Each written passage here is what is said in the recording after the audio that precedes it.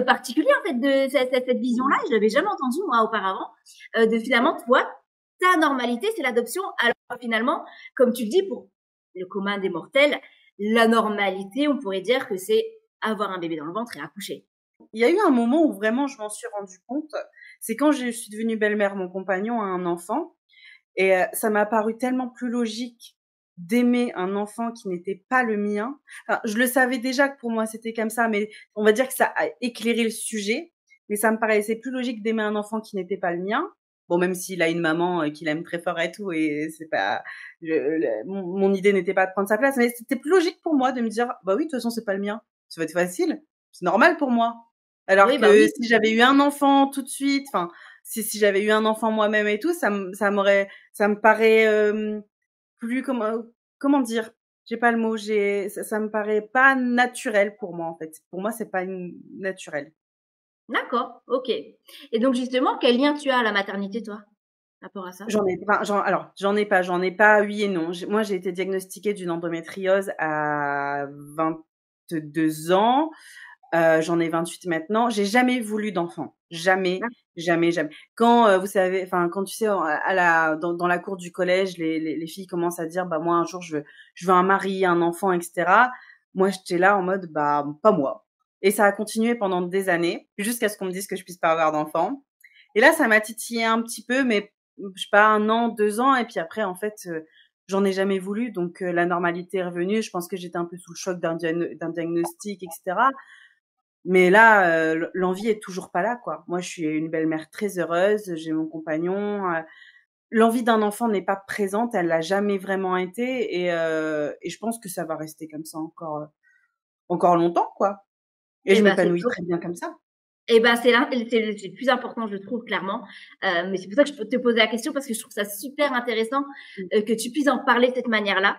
Et je suis persuadée que ça aidera énormément de personnes qui, comme toi Mmh. aussi, n'ont pas du tout ce désir et c'est tellement pas une obligation. Donc, je trouve ça super Bah chouette que oui, tu oui. puisses en parler de cette manière-là, de manière aussi simple, fluide et naturelle, en fait. Donc, je Mmh. te remercie parce que je trouve ça top de pouvoir en parler comme ça. Mmh. Si tu devais partager des défis ou des obstacles que tu as rencontrés en tant que personne adoptée, toi, est-ce que tu en as eu? Et Oui, si oui, lesquels? je pense que le pire, ça a été la dépression. J'ai été diagnostiquée d'une dépression profonde vers 11-12 ans.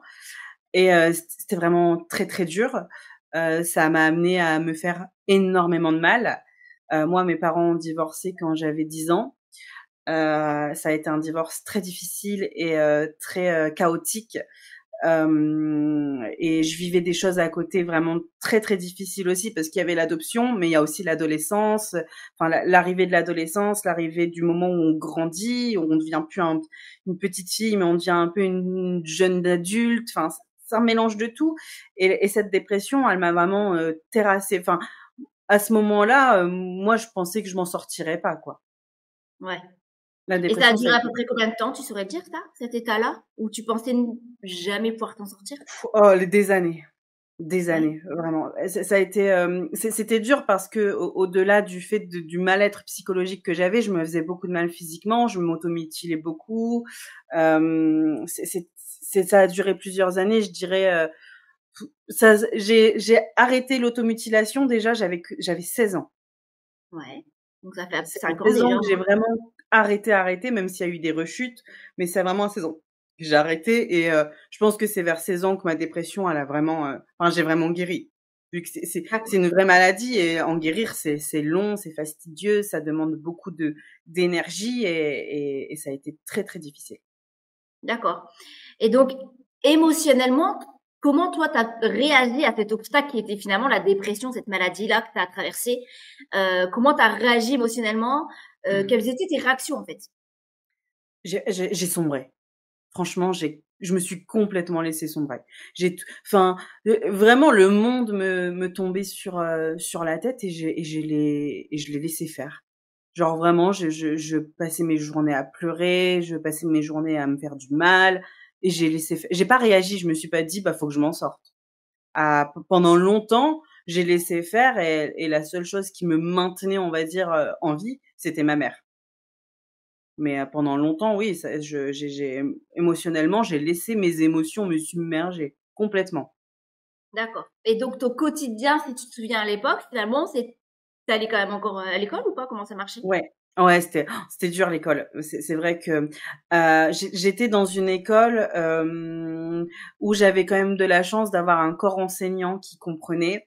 Ma mère leur avait expliqué un petit peu la situation et quand mon diagnostic est tombé, bah, elle leur en avait parlé. Donc, bah, il y a des fois où parce que alors je dormais beaucoup la journée et je dormais très très peu la nuit. Donc j'étais très fatiguée en classe.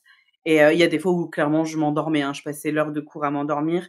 Et ils disaient rien quoi. Ils comprenaient que j'étais dans une situation où j'avais pas besoin de pression en plus parce que ce que je vivais c'était déjà difficile. Donc ils ont essayé d'agir comme ils pouvaient avec ce qu'ils avaient et l'aide qu'ils pouvaient m'apporter, même s'ils pouvaient pas faire grand chose pour moi et que la seule aide que je pouvais m'apporter c'était moi-même.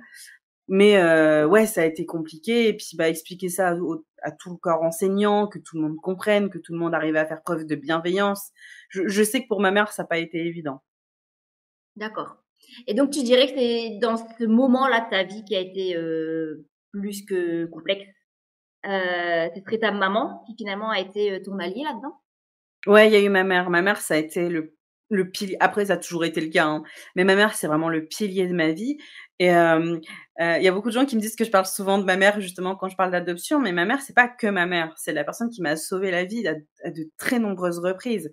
Je veux dire, si elle avait pas été là, je pourrais pas discuter de ça, maintenant. C'est elle qui m'a permis de devenir, indépendante émotionnellement, c'est elle qui m'a dit: «Là, tu vas aller voir un psy», c'est elle qui m'a aidée à avoir ce diagnostic de dépression.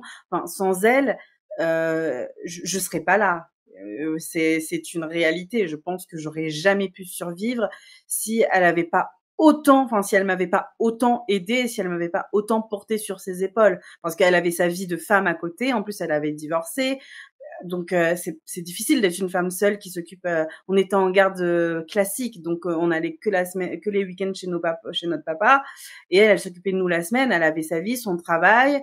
Elle avait pas de vie privée, quoi. Avec moi, c'était impossible, Et impossible. donc et donc concrètement, si tu te souviens, qu'est-ce qu'elle a fait concrètement pour toi? Comment ça s'est manifesté, ce soutien infaillible? Alors, bah, de toute façon, elle voyait que ça allait pas. Alors, parce que bon, à côté, moi, je vivais des relations très, très conflictuelles avec mon père. C'était très violent. Je vivais des maltraitances à côté. Pendant toute cette période, je vivais aussi des maltraitances à côté. Et elle voyait que c'était difficile. Donc, à ce moment-là, vu qu'on comprenait pas tout à fait que mon adoption aussi avait un gros impact sur cette dépression, elle voulait régler le problème de l'absence du papa, des violences que moi j'avais vécues. Donc son meilleur ami était psychologue. Donc un jour, elle m'a dit: «De toute façon, t'as plus le choix, faut que tu y ailles, au moins une séance pour voir ce qu'il nous dit». Donc j'y vais, je discute avec lui. Bon bah du coup, c'était quelqu'un que je connaissais très bien. C'est plus facile pour moi aussi du coup de lui parler. Et puis à la fin, le diagnostic il tombe. En, enfin, je sais pas, en 24 heures, ma mère et son meilleur ami me trouvent un psychologue spécialisé dans les traumatismes et dans la psychologie de l'adolescence.